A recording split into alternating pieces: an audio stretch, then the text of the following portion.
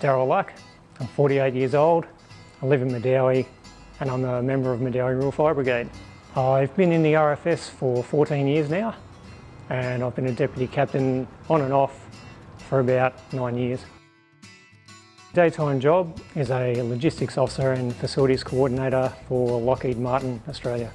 With the logistics side, it's more support for the technical services. As a hobby, mine sort of incorporates my life in the RFS, and I do firefighter stair climbs. Furthest I've travelled was last year to Seattle and New York. The biggest one has been 88 stories, the smallest one about 42.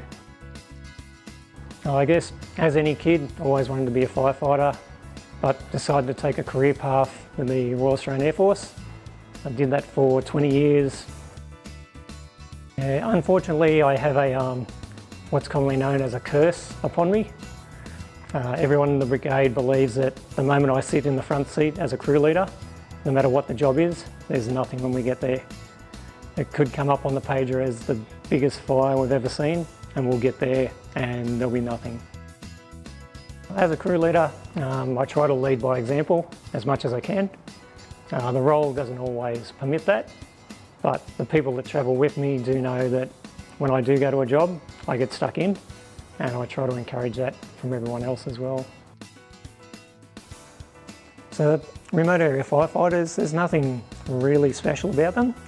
When tasked as a RAAF team, they work beyond where a fire truck can reach. They're working out in the back, in the middle of nowhere, steep terrain, and just away from the public eye. They're meant to be self-sufficient for 24 hours, just because of the way circumstances can change on the fire ground with weather. Carry a lot of camping gear, hand tools, chainsaws, blowers, that sort of stuff, and enough food and water to get them by through a night.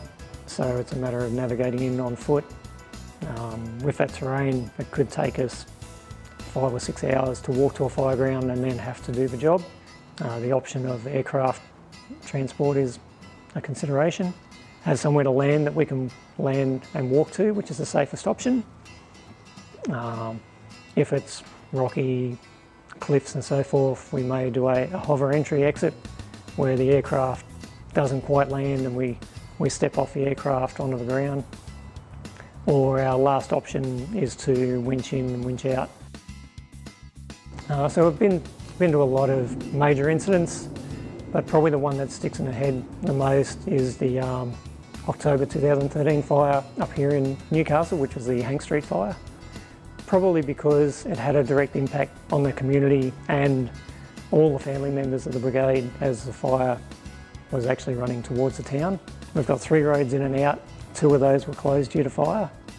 So there was a lot of panic in the area. Family members of the brigade were evacuating, so there was a lot of unknown. The guys and girls are still having to do their jobs and not knowing where their families were. Having to ring your own family up from the fire ground and tell them to pack up and bug out for a while. I know the fire had an impact, especially on my daughter, and if we do have nearby fires, she always asks, first of all, you know, do we have to pack up and go? So from a family perspective, I do know that it had an impact on everyone, not just the guys in the brigade. It has to be a job that you want to do.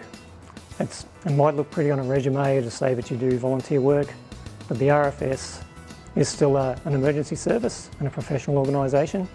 So you need to understand that there's an expectation when you sign up, put on the uniform, there's a job to do.